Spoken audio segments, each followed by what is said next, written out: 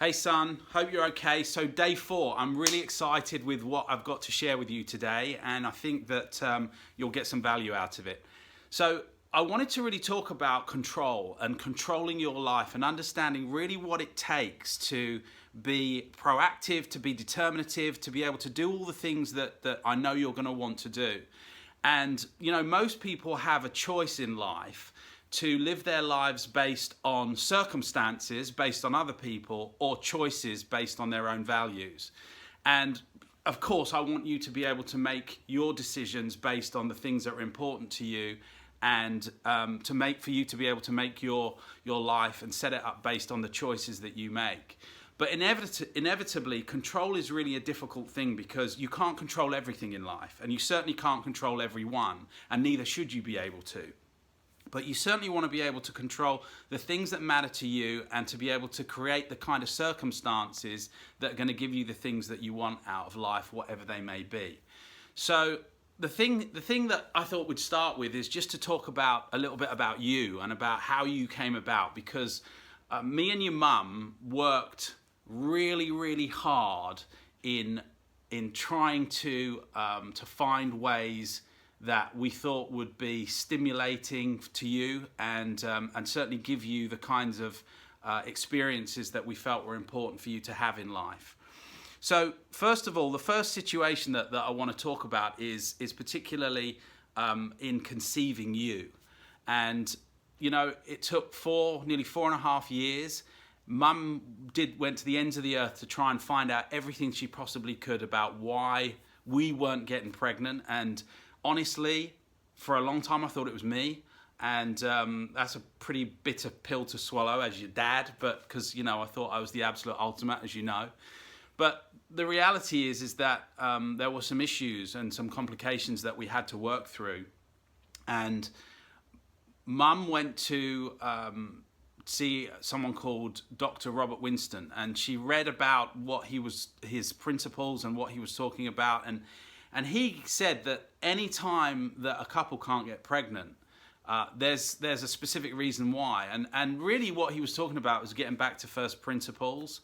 And one of the ways to do that was for Mum to go and have a laparoscopy, which is an operation where they put cameras inside to see what's going on.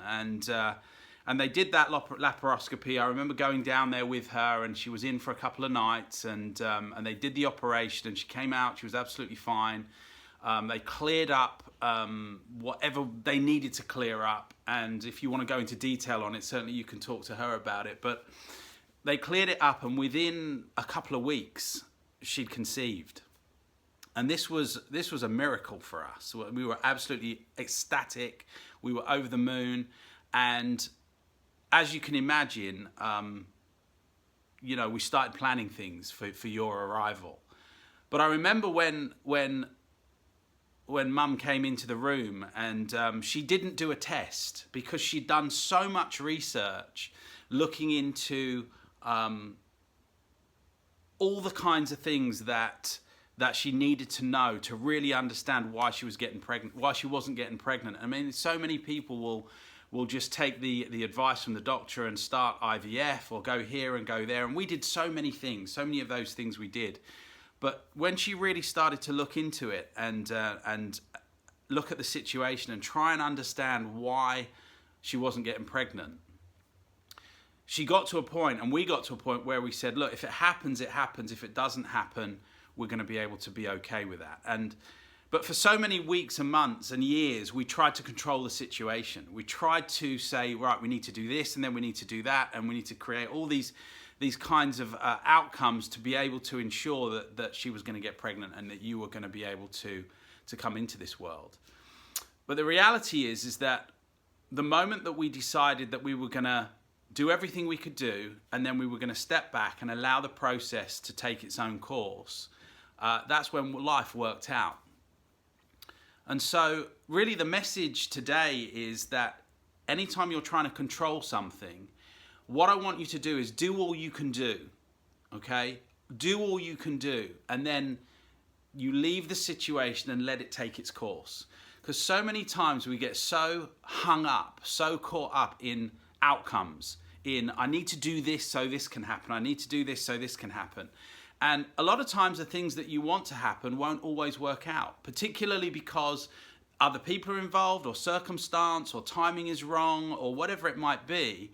But the key thing that you need to recognize is that control is good in life. You want to be able to control the things that you can control, but controlling circumstances and certainly controlling the actions of other people is not something that you're going to be able to do again and again and again. So the message today really is be confident about doing the things you know you need to do and stick with those things. Be persistent, follow through.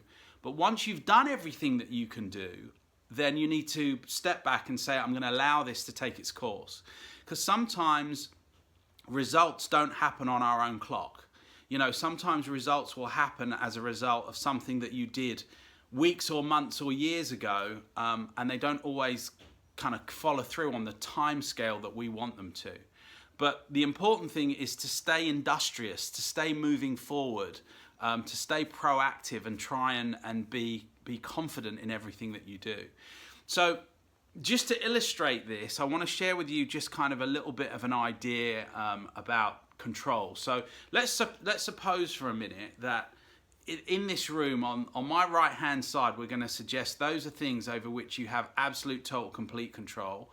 This side is going to be represented, the left side is going to be represented by things over which you have absolute no control, and everything in the middle is kind of partially controlled stuff.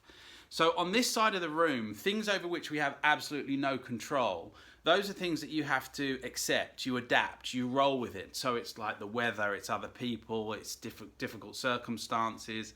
I remember asking this question in a business meeting once, and I asked for examples of things over which we have no control. And a guy put up his hand, he said, it's my wife. And I said, he's not far wrong, it's other people, and other circumstances. So when we're on this side of the room, it's tough, and you feel stressed, maybe out of control. You want to try and control situations, but you've only got one response, and that's to adapt, roll with it. Is there much sense in getting upset over an event that we have no control? Absolutely not. But do we?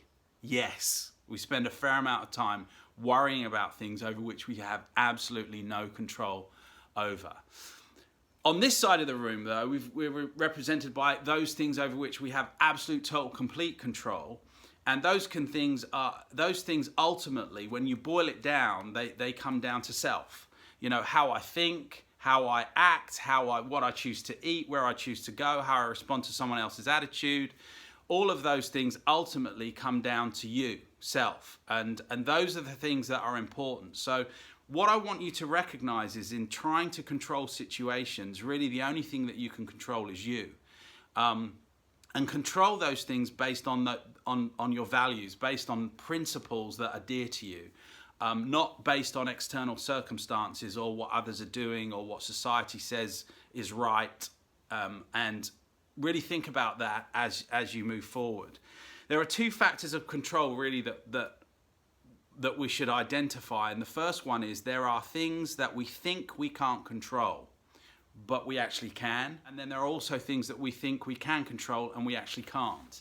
And so, when you think about that and really dig into it, it helps you to recognize that the things that are important to you, the things that matter to you, ultimately will be based on your values. So if you think about it, think about an elephant. When an elephant is at a circus, they take this huge elephant and they tie it up with a piece of rope around its back leg and attach it to a stake 2 or 3 foot driven into the ground. And when the elephant's a baby, it fights that thing for days and days and days. It realizes it can't move. And then what happens is as it grows up, it says to itself, I can't do that anymore. So it never tries. So the key thing here is to recognize that when you're trying to be in control, those things that you want to be controlled won't always work out. But the reality is that the dichotomy of control is the more you try and control something, the less control you will have over it.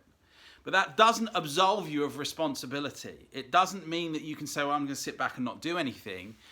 It just helps you to recognize that when you're moving in a certain direction and you want outcomes to occur, allow those things time. Allow them the opportunity to come forth in their own time, and just be accepting that results don't always happen on your clock. Results will often happen in their own time, and the more you allow them to do that, the more successful you'll be, and the more in control you will feel about life and about the situation that you find yourself in. So that's just one simple little idea today. I hope you got some value out of it, and I look forward to doing the next one tomorrow. See you then.